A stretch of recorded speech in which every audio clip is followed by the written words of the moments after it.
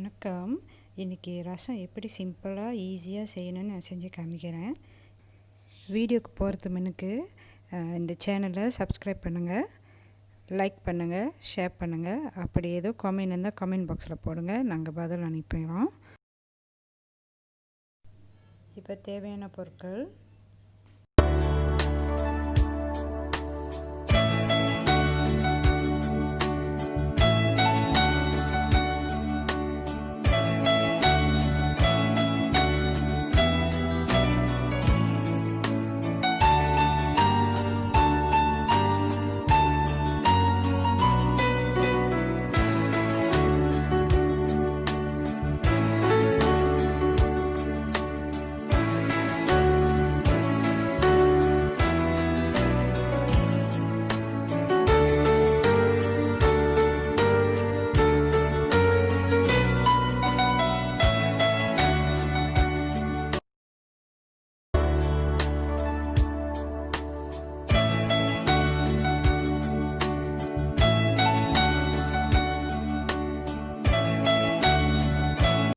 இப்போ இடிக்கல்லில் மல்லி, சீரகம், மிளகு இடித்து வச்சுக்குவோம்.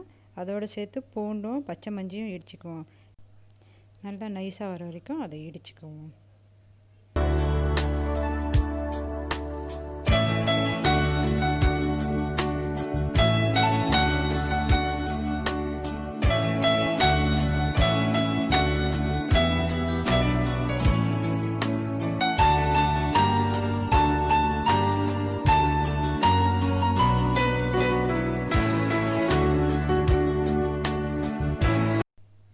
ஒரு பாத்திரத்தில் தேவையான அளவு தண்ணி எடுத்துக்கோங்க.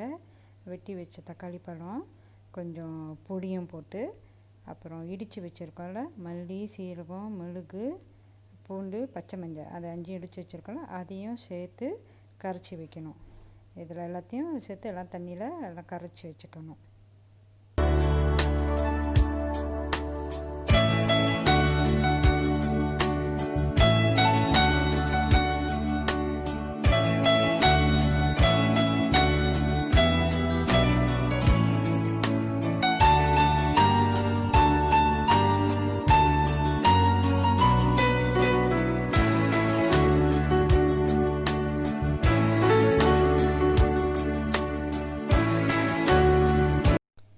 இப்போ கொஞ்சமாக மஞ்சத்தூள் போட்டுக்குவோம்.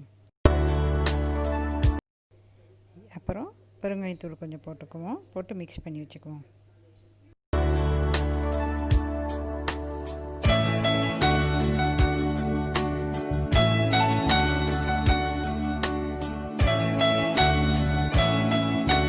தேவையான அளவுக்கு உப்பு போட்டுக்கோங்க. இப்போ இன்னொரு சட்டியை எடுத்து வச்சு கொஞ்சமாக எண்ணெய் ஊற்றிக்குவோம். ஏன்னா இது தாளிக்கிறதுக்கு வேணும். எண்ணெய் காஞ்சோன்னே பருப்பு போட்டுக்குவோம்.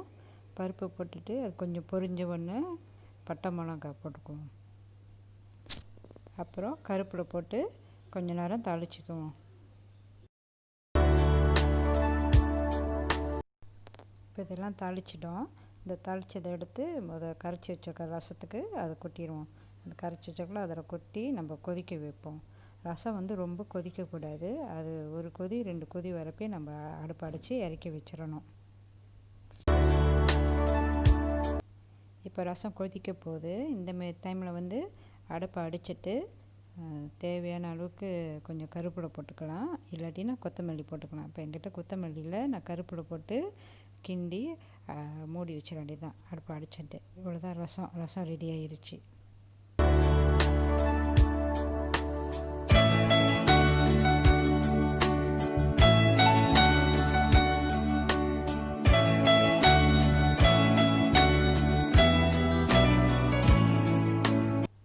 இந்த ரசத்தை நீங்களும் வீட்டில் செஞ்சு பாருங்கள். அப்படி கமெண்ட் எது இருந்தால் கமெண்ட் பாக்ஸில் போடுங்க. எங்கள் வீடியோ பார்த்ததுக்கு ரொம்ப நன்றி. வணக்கம்.